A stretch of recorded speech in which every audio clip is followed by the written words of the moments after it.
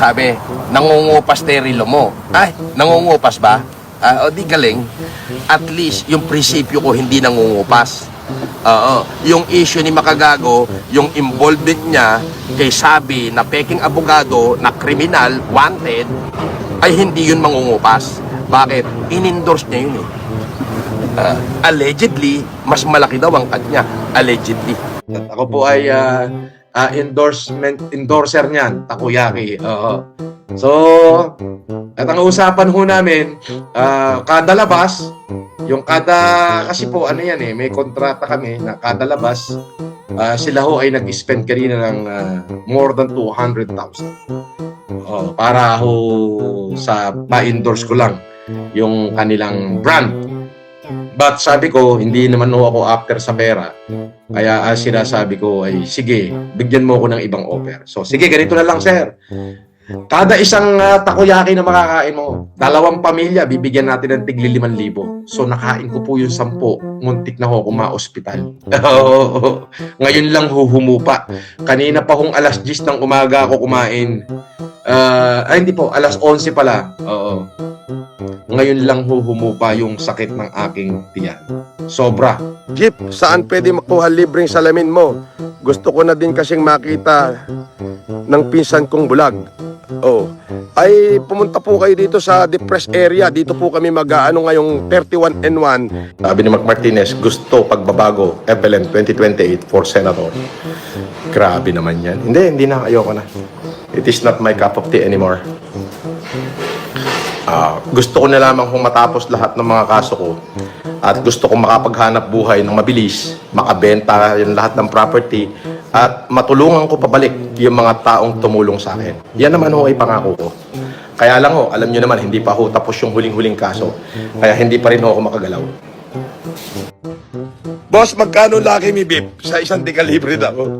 Magkano tinda natin ang Lucky Me Beef? Pag nandito ako, magkano isa? Libre na.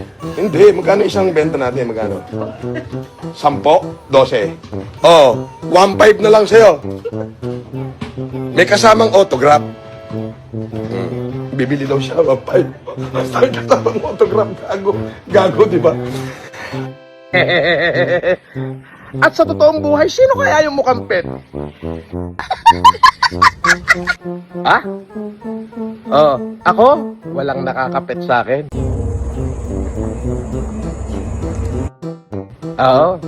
Walang pwedeng mag-pet sa akin. Baka ikaw, pet. Ako, hindi pwedeng maging pet. Nangangagat ako.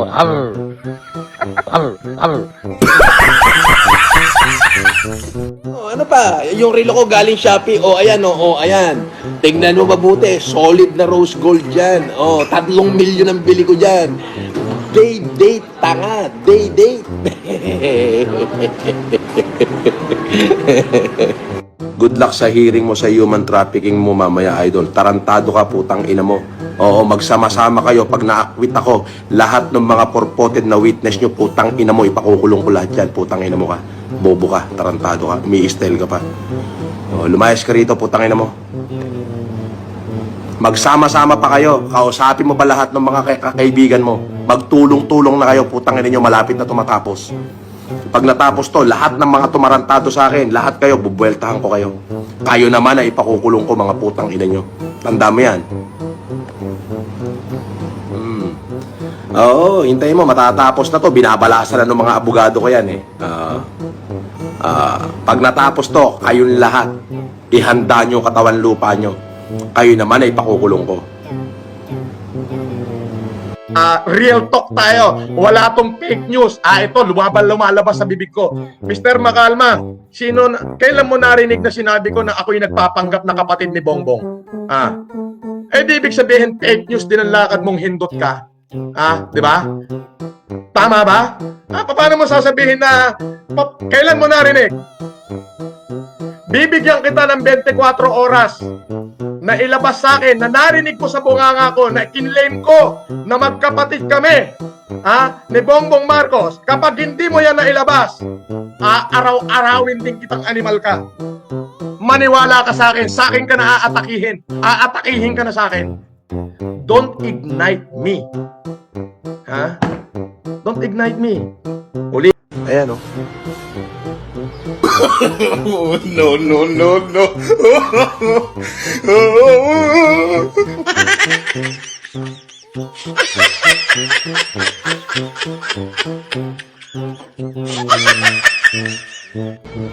Kahit 20 pesos, pwede na yan.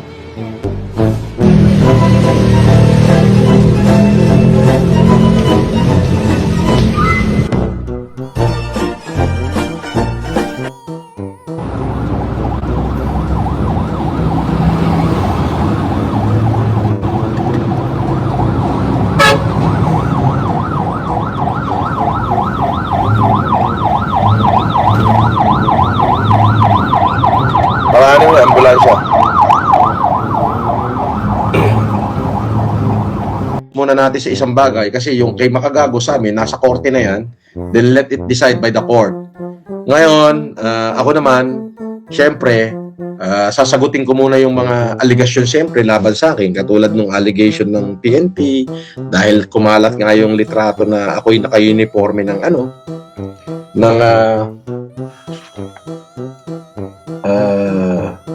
ceremonial blue uniform. Yon. Tapos ano pa ba? So yun, harapin muna ho natin yun. Yun muna yung pagtukusan natin para matapos along the way. So winner takes it all, sabi, di ba? So gagawin ko muna ho yun.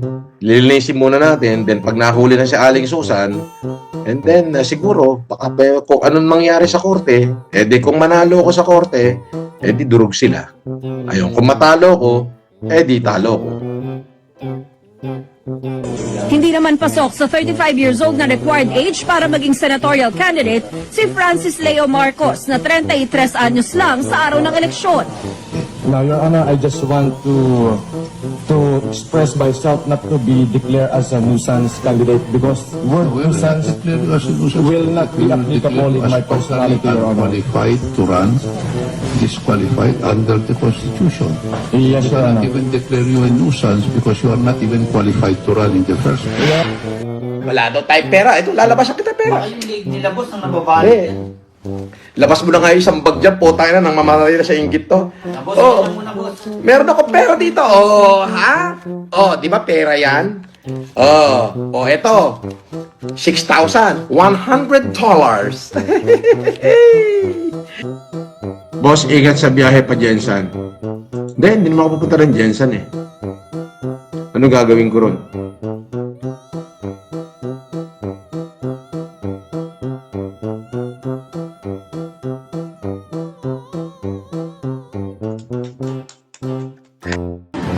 Nag-iisa lang ako.